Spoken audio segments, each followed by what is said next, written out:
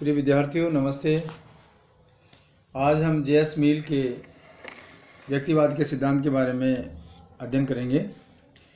व्यक्तिवाद के प्रमुख सिद्धांतों की विवेचना हम इस प्रकार से कर सकते हैं, जिसमें पहली बात यह आती है कि राज्य एक आवश्यक बुराई है।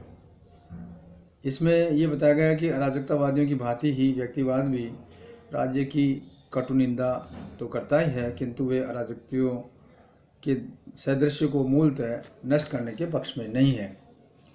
व्यक्तिवादियों के अनुसार मानव स्वभाव में निहित स्वार्थ और संघर्ष की आधारभूत बुराइयों के कारण राज्य एक विकार होते हुए भी आवश्यक है। राज्य मानव की अपरिपक्वता का द्योतक है। इसके संबंध में फ्रीमैन ये कहता है कि किसी भी रूप में सरकार का अस्तित्व मनुष्य की अपूर्णता का प्रतीक है। आदर्श अवस्था वह है जिसमें सरकार बिल्कुल न हो। इसके साथ ही आदर्शवादियों की भांति व्यक्तिवादी राज्य को एक चिर स्थायी और आदर्श संस्था के रूप में स्वीकार नहीं करते हैं, वरन उनके अनुसार तो राज्य एक आवश्यक होते हुए भी एक दुर्गुण ही है। राज्य का अस्तित्व उसकी भांति आवश्यक है जिस प्रकार से युद्ध एक विकार होते हुए भी आवश्यक है। अर्थात यूँ कह सकते हैं कि रोगग्रस्त होने की स्थिति में व्यक्ति को औषधि का सेवन करना ही होता है। दूसरी बात यह है कि व्यक्तिवादी राज्य को उद्देश्य पूर्ति का साधन मात्र मानते हैं। इसमें यह बताया गया कि ये निश्चित रूप से धारणा है कि राज्य व्यक्ति के लिए है, न कि व्यक्ति राज्य के लिए है। व्यक्तिवादी राज्य को एक साधन मात्र मानता है और उनके अनुसार मानव जीवन का राज्य का परिणाम नहीं है, वरन राज्य की स्थापना मनुष्य ने अपने आवश्यकताओं की पूर्ति के लिए की है। इसके संबंध में स्पेंसर ये कहते हैं, राज्य एक संयुक्त सुरक्षा कंपनी है जिसका उद्देश्य पारस्परिक हित की हित रक्षा और कल्याण है। इसके साथ ही व्यक्तिवादी राज्य के व्यक्तित्व या यूँ कहें कि इच्छा सिद्धांत को मान्यता नहीं देते हैं। वे राज्य को व्यक्तियों का समूह मात्र मानते हैं। उनके अनुसार व्यक्तियों के सुख में ही राज्य की उन्नति है। अतः व्यक्तिवादी राज्य को अन्य संस्थाओं की तरह मानव हित का एक साधन मानते हैं। अगली बात यह आती है कि व्यक्तिवादी व्यक्ति को पूर्ण स्वतंत्रता देने के पक्ष में है। इनके अनुसार प्रत्येक व्यक्ति अपने हितों का सर्वोत्तम निर्णायक होता है और व्यक्तित्व के विकास हेतु यह आवश्यक है कि वह व्यक्ति को अधिकाधिक और लगभग पूर्ण स्वतंत्रता प्राप्त दी जाए। व्यक्तिवाद न केवल राजनीतिक वरन आर्थिक क्षेत्र में भी व्यक्ति की स्वतंत्रता का प्रतिपादन करता है। इसके साथ ही व्यक्तिवादी राज्य को केवल निषेधात्मक कार्य सौंपने के पक्ष में है। व्यक्ति को अधिकाधिक स्वतंत्रता प्रदान करने के इच्छुक हैं। उनका विचार है कि राजकीय हस्तक्षेप से स्वतंत्रता की रक्षा या वृद्धि नहीं होती, वरन उनका लोप होता है, ऐसा मान के वो चलते हैं। व्यक्तिवादियों के अनुसार राज्य का कार्यक्षेत्र सकारात्मक की अपेक्षा नकारात्मक ही होना चाहिए। व्यक्तिवादी सुख प्राप्ति को एक व्यक्तिगत वस्तु मानते हैं जिसकी प्राप्ति मनुष्य केवल व्यक्तिगत रूप से ही कर सकता है। व्यक्तिवादियों के अनुसार इतिहास इस सत्य को प्रमाणित करता है कि राज्य सकारात्मक कार्यों का भी कभी नहीं मानव कल्याण का संभव नहीं हो पाता और न ही उससे कभी मानव की तुष्टि हुई है। इस प्रकार से व्यक्तिवादी का आदर्श एक पुलिस राज्य है, जन कल्याण राज्य नहीं है। आगे हम व्यक्तिवादी विचारधारा के अनुसार राज्य का कार्यक्षेत्र के बारे में अध्ययन करेंगे कि व्यक्तिवादियों के अनुसार राज्य का क्या कार्य क्षेत्र है। व्यक्तिवाद का दूसरा नाम हम लासा फेयर कह सकते हैं। इसका अर्थ उसे अकेला रहने दो। व्यक्तिवादी विचारक चाहते हैं कि राज्य व्यक्ति को अकेला रहने का अधिकतम अवसर दे। इन विचारकों का मत है कि मानव का स्वभाव श्रेष्ठ होता है। राज्य की कोई आवश्यकता नहीं है, लेकिन मानव स्वभाव और जीवन में विद्यमान स्वार्थ संघर्ष की प्रवृत्ति पर अंकुश रखने के लिए राज्य की आवश्यकता है। इनके अनुसार यद्यपि राज्य एक आवश्यक बुराई है, किंतु मानव जीवन की प्रवृत्तियों का नियंत्रण रखने के लिए आवश्यक होने के कारण इसे आवश्यक बुराई के रूप में, नेसेसरी इविल के रूप में इसे स्वीकार करना होगा, क्योंकि राज्य से अस्तित्व में व्यवस्था के कारण स्वीकार किया गया है। इसलिए व्यक्तिवादी चाहते हैं कि राज्य के कार्यक्षेत्र को अधिक से अधिक सीमित कर दिया जाए और साथ में ही व्यक्ति अपनी उन्नति के लिए अधिकाधिक कार्य स्वयं करें। राज्य के उचित वैधिक कर्तव्य क्या है, इस विषय पर सभी व्यक्तिवादी एक मत नहीं है। इसके साथ में हम ये कह सकते हैं कि जो उग्र व्यक्तिवादी हैं, जिसमें स्पेंसर राज्य का कार्यक्षेत्रों के बारे में इस प्रकार से बताए गए हैं कि उसके राज्य की क्या कार्य क्षेत्र हैं, उन कार्य क्षेत्रों का उल्लेख इस प्रकार से हम कर सकते हैं। पहला कार्य तो ये बताया गया है कि बाहरी आक्रमण से रक्षा करना, इसके साथ ही आंतरिक क्षेत्र में शांति और व्यवस्था की स्थापना करना, इसके अलावा चोरी डकैत आदि से संपत्ति की रक्षा करना, ये राज्य का कार्य है। और साथ में ही व्यक्तियों द्वारा किए गए वैध समझौते को लागू करना। किंतु जेस मिल और अन्य जो व्यक्तिवादी समर्थक हैं, उन्होंने उपरोक्त कार्यों को निम्न दो कार्य सम्मिलित करना चाहते हैं, जिसमें पहला है असहाय व असमर्थ व्यक्तियों की सहायता करना, दूसरा संक्रामक रोगों और आपदाओं से व्यक्ति की रक्षा करना। उपरोक्त मतभेद होते हुए भी सभी व्यक्तिवादी इस बात को मानते हैं या यूँ कहें स्वीकार करते हैं कि राज्य के कार्यों में वृद्धि समाज या व्यक्ति किसी के हित में नहीं। उनका विचार है कि राज्य अनावश्यक हस्तक्षेप के अभाव में ही व्यक्ति का चरित्र गठित और इसके साथ साथ ही उसके व्यक्तित्व का विकास संभव है। राज्य के कार्यों के संबंध में व्यक्तिवादी दृष्टिकोण को अभिव्यक्त करते हुए प्रसिद्ध विद्वान फ्रीमेन ने कहा है कि वही सरकार सबसे अच्छी है जो कम से कम शासन करती है और व्यक्ति को वे कार्य करने देती है जो वे करना चाहते हैं। इसी प्रकार से एक अन्य व्यक्तिवादी हम्बोल्ट ने लिखा है कि राज्य को नागरिकों की उन्नति से अलग रहना चाहिए और उन कार्यों के अतिरिक्त अन्य कोई कार्य नहीं करना चाहिए जो नागरिकों की सुरक्षा और विदेशी शत्रुओं से रक्षा करने के लिए आवश्यक हो। अब हम बात करेंगे व्यक्तिवाद का समर्थन किस प्रकार से है। इसमें हम बताएंगे कि व्यक्तिगत स्वतंत्रता को सर्वोपरि दर्शन है। व्यक्तिवादी विचारकों ने इस विचारधारा को समर्थन किया और समर्थन के विभिन्न प्रकार के दृष्टिकोण तर्क बताए। उनमें पहला तर्क है नैतिक। इसमें ये बताया गया है कि इसमें प्रतिपादकों में सबसे पहले हम मील का नाम उल्लेखित होता है, जेस मील का। उन्होंने इस कोई तर्क के अनुसार ये बताया गया कि मनुष्य का वास्तविक लक्ष्य अपने चरित्र और शक्तियों का उच्चतम और संतुलित विकास करना है और उनके आत्मविश्वास और आरंभक और साहस की आवश्यकता होती है, जिन्होंने व्यक्ति स्वतंत्रता के आधार पर ही प्राप्त किया जा सकता है। आत्मनिर्भरता और आरंभक के इन गुणों के विकास के लिए राज्य को मानव जीवन में कम से कम हस्तक्षेप करना अपेक्षित है। नैतिक विकास व्यक्ति के जीवन का आंतरिक पहलू है और व्यक्ति के जीवन के विभिन्न आंतरिक प्रेरणाओं का विकास तभी संभव हो सकता है जब राज्य निर्बाध स्वतंत्रता और प्रतियोगिता का अधिकार प्रदान करें। इसके साथ ही जेस मिल के शब्दों में हम कह सकते हैं कि अपनी इच्छानुसार कार्य करने से व्यक्ति का चरित्र समुन्नत होता है और मानवता की प्रगति होती है। इसके साथ ही राज्य द्वारा किया गया कार्य व्यक्ति के आत्मविश्वास के भाव को समाप्त करता है, उससे उसके उत्तरदायित्व को दुर्बल बनाता है और चरित्र को कुंठित करता है। दूसरा जो तर्क है वो आर्थिक तर्क है। आर्थिक तर्क का प्रतिपादन प्रमुख रूप से कीवेंस ने एडम स्मिथ, माल्थस, रिकार्डो और फर्ग्यूसन आदि अर्थशास्त्रियों द्वारा किया गया है।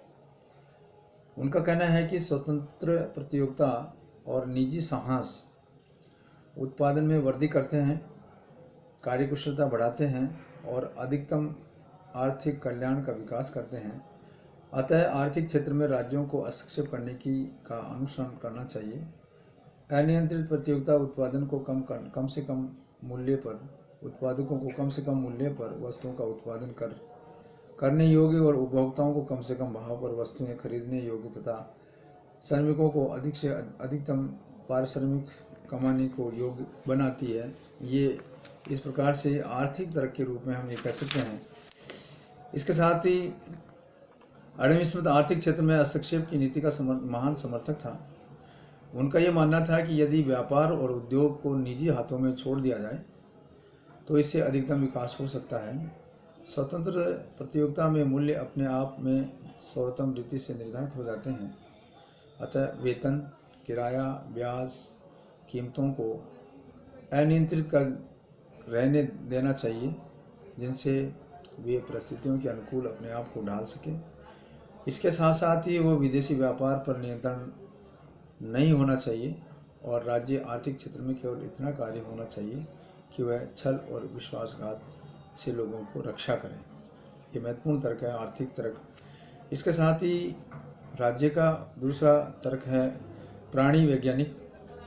इसमें यह बताया गया है कि इसके जो प्रमुख प्रतिपादक हैं हर्बर्ट स्पेंसर, उन्होंने ये बताया गया कि प्रकृति के अंतर्गत अनवरत रूप से जीवन संघर्ष और योग्यतम की विजय की प्रक्रिया जारी है और ये प्रक्रिया ऊपर से देखने पर निर्दयी प्रतीत होने पर भी संपूर्ण मानव दृष्टि में ही है। इसके साथ ही योग्यतम की विजय के सिद्धांत को मान के चलते हैं, जिसमें मानव समाज पर लागू करते हुए वो बताते हैं कि विकास और प्रगति के स्वभाव का मार्ग यह है कि दीन, दुर्बल, असक्त, अयोग्य व्यक्तियों के जीवन का अंत हो जाए ताकि उनके जीवन पर किए जाने वाले साधनों का उपयोग समर्थक और योग्य व्यक्तियों द्वारा किया जा सके, जिसका संपूर्ण मानव जाति को लाभ पहुँच सके। आगे स्पेंसर आगे बताते हैं कि यद्यपि ऊपर से देखने पर यह अत्यंत अन्यायपूर्ण प्रतीत होता है कि विधवाओं और अनाथों के जीवन और मृत्यु के संघर्ष के लिए अकेले छोड़ दिया जाए, परंतु संपूर्ण मानव जाति के कल्याण पर विचार रखते हुए अत्यंत लाभप्रद है। यदि हमें योग्य और सुदृढ़ एवं सशक्त संतति का विकास करना है तो हमें मनुष्य को उनके ही हाल पे छोड़ देना चाहिए ताकि शक्तिशाली व्यक्तियों की उन्नति और अयोग्य व्यक्तियों की समाप्ति हो सके। इसके साथ ही अगला तर्क है राज्य की अयोग्यता पर तर्क। व्यक्तिवादियों का ये मानना है, ये तर्क है कि राज्य आर्थिक सामाजिक आदि कार्यों करने की योग्यता नहीं रखता है और न ही वो सामर्थ्य है। राज्य कार्यों की सफलता और राज्य कर्मियों पर निर्भर करती है, कर्मचारियों पर निर्भर करती है और इन कर्मचारियों का राजकीय कार्यों में कोई निजी हित न होने के कारण वे उनकी सफलता का कोई विशेष रुचि नहीं लेते हैं। और एक और वो सरकारी उद्योग व्यवसायों का प्रबंधन निजी उद्योगों के प्रबंधन की अपेक्षा महंगा पड़ता है। दूसरी ओर सरकारी दायित्वों की निश्चित नहीं होता है, क्योंकि प्रत्येक व्यक्ति का कार्य किसी का कार्य नहीं होता है। इसके साथ ही नौकरशाही की सभी बुराइयां आर्थिक क्षेत्र में प्रवेश करती हैं।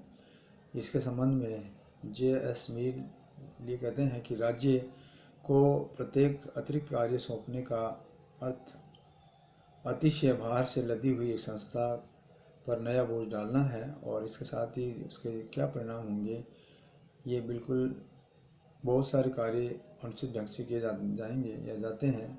बहुत सारे कार्य इसलिए नहीं हो पाते हैं कि सरकार देर से किए बिना उन्हें नहीं कर सकती। अगला है मनोवैज्ञानिक तर्क। मनोवैज्ञानिक तर्क को मानने वाले का कहना है कि संपत्ति का स्वामी होना स्वभाव की एक आधारभूत प्रवृत्ति है और जिसके आधार पर व्यक्ति अधिक से अधिक उत्पादन करने और लाभ कमाने का प्रयत्न करते हैं।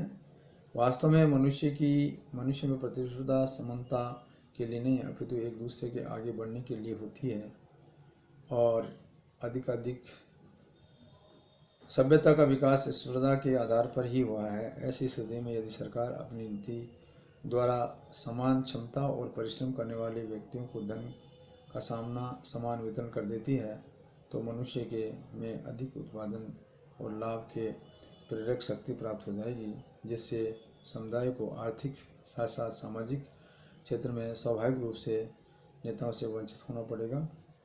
परिश्रमी और मितव्ययी और ज्ञानी तथा आविष्कारक मनुष्य व्यक्तिवादी समाज का परिणाम हो सकते हैं। इसके साथ ही उन्होंने जो तर्क रखा वो अनुभव का रखा। इतिहास मानव अनुभवों के खान है और इतिहास इस बात का साक्षी है कि आर्थिक सामाजिक क्षेत्र में राज्य हस्तक्षेप सदैव ही मूर्खतापूर्ण रहा है। जब कभी राज्य ने वस्तुओं के मूल्य, मजदूरी की दर, आयात निर्यात पर रोक की चेष्टा की है, वह पूर्णतः असफल रहा है। नेपोलियन के पतन का मुख्य कारण फ्रांस और यूरोपियन देशों में ब्रिटिश साम्राज्य के बहिष्कार का प्रयत्न था। भारत में अलाउद्दीन खिलजी और मोहम्मद तुगलक की आर्थिक नीति भी असफल रही। अन्य भी अनेक उदाहरण दिए जा सकते हैं। इसके संबंध में बक्कल कहता है कि राज्य के अधिकारी इन प्राचीन सिद्धांतों का आश्रय लेकर के उनकी सहायता बिना व्यापार और उद्योग धंधों की उन्नति नहीं हो सकती। बराबर गलती करते रहते हैं और वे समाज पर जुल्म ढाते हैं और व्यर्थ के प्रतिबंधों पर व्यापार की अवनति करते रहे हैं।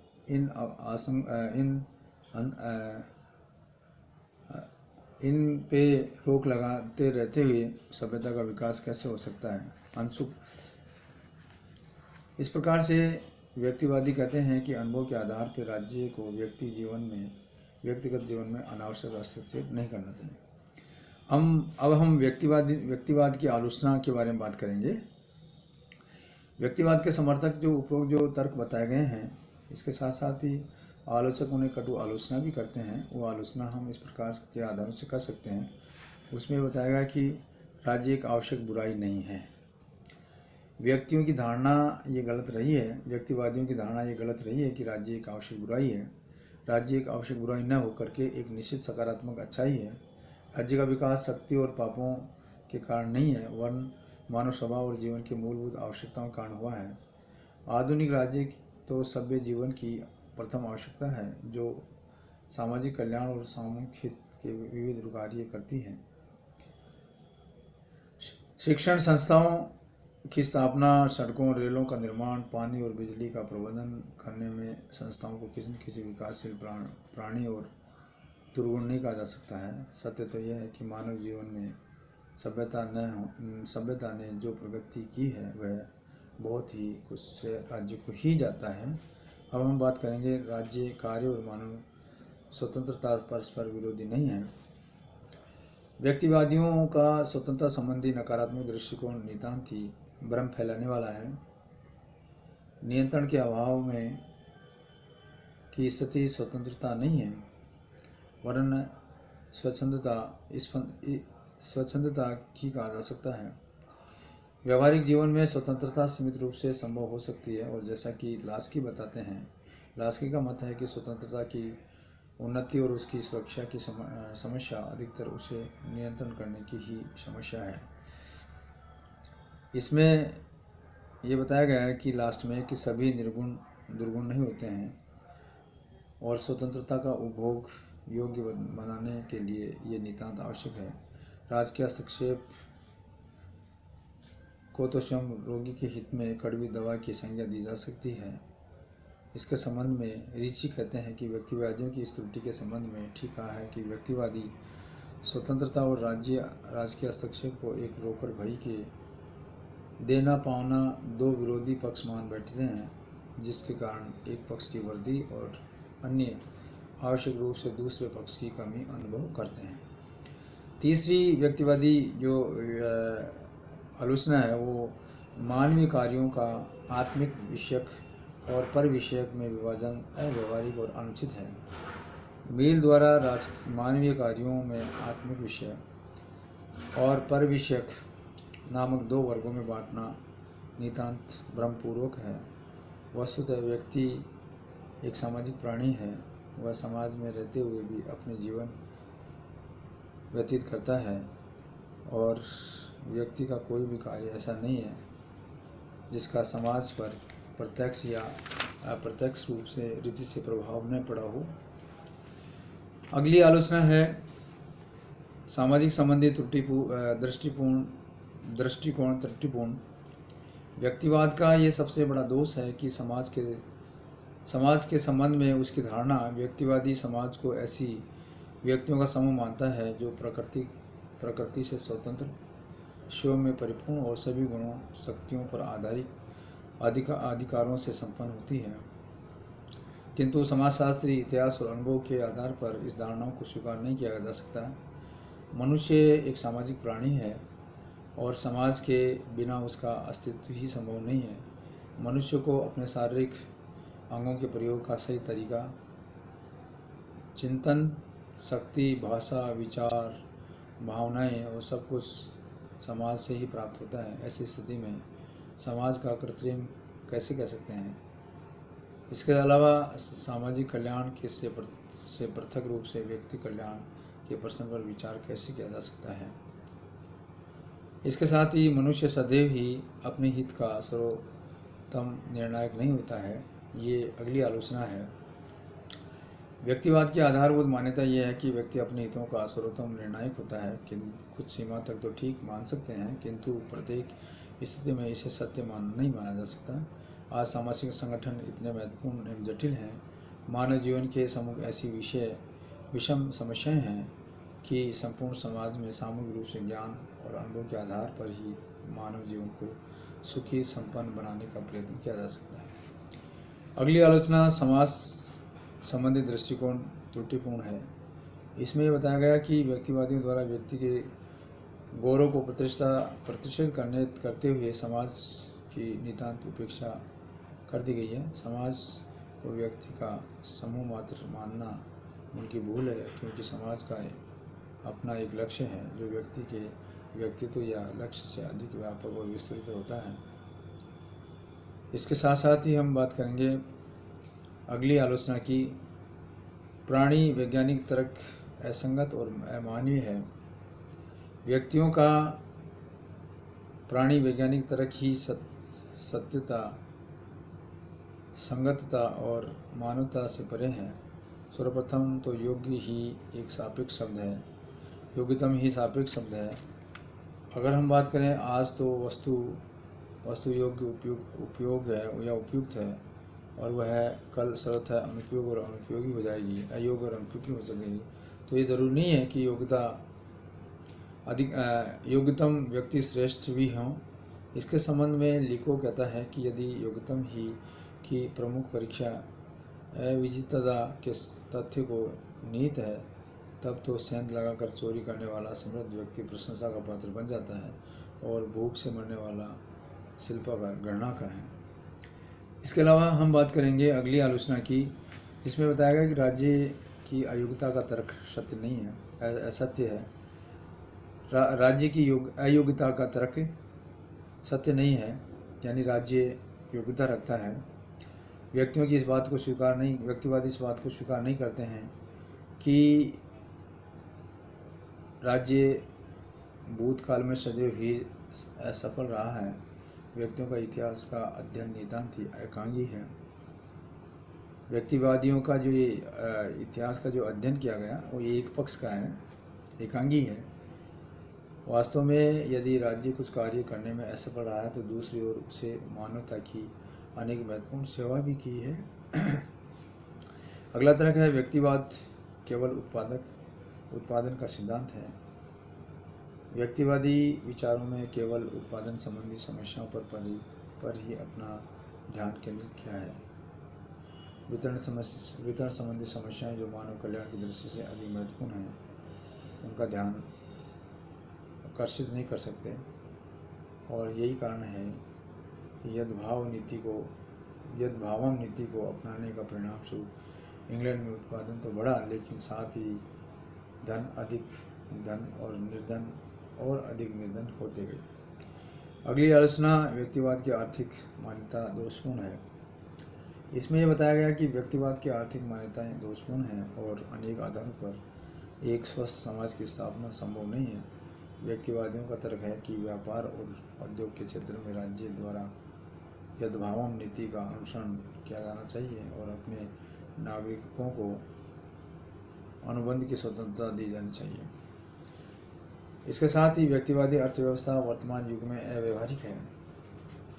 इसमें बताया गया है कि व्यक्तिवादी सिद्धांत 18वीं शताब्दी में चाहे वो कुछ लाभदायक सिद्ध हुआ हो, परंतु वर्तमान समय में जब वैज्ञानिक आविष्कारों का उत्पादन और वितरण साधनों में महत्वपूर्ण परिवर्तन हो चुका है, ये सर्वथा अव्यवहारिक ही है कि व्यक्ति को आर्थिक तोड़ में अपने पैरों की शक्ति पर छोड़ देना चाहिए, जिसका परिणाम अपने आप में कुछ गिने चुने पूंजीपतियों को संपूर्ण अर्थव्यवस्था और अधिकार कर लेंगे और श्रमिक वर्ग भूखमरी की सीमा को प्राप्त हो जाएगी।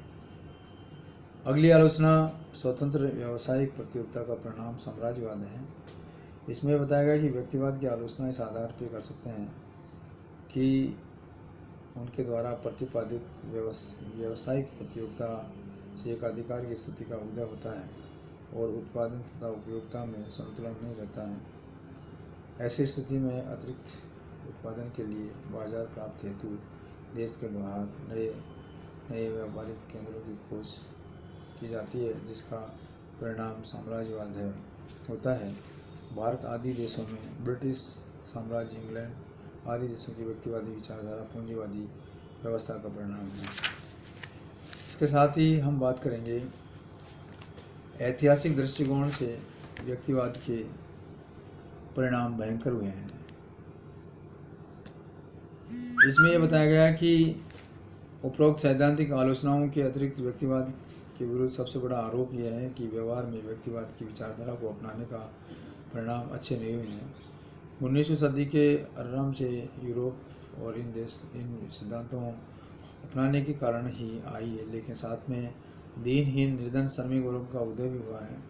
अमान्य स्थिति में जीवन निर्वाह के लिए व्यवस्था, और ऐसी स्थिति में गोल्डस्मिथ की बात सही है कि संपत्ति के एकीकरण से मानवता का पतन होता है। निष्कर्ष के तौर पर हम कह सकते हैं कि इन अनेक आलोचनाओं से बहुत सीमा तक सत्य होते हुए भी हम इस बात को असहमत प्रकट नहीं कर सकते हैं कि व्यक्तिवादी सिद्धांत में सत्य के अंश हैं और वह व्यक्ति की मूलभूत गरिमा स्वतंत्रता पर बल देता है। व्यक्ति की आत्मनिर्भरता पर बल देते हुए व्यक्तिवाद के अनावश्यक सरकारी हस्तक्षेप का विरोध किया है, वह नितांत उचित है, पर व्यक्तिवाद में सत्य का ये अंश होते हुए भी व्यक्तिवादी स्वीकार करने योग्य विचारधारा नहीं है, लेकिन यह गलत धारणा पर आधारित है।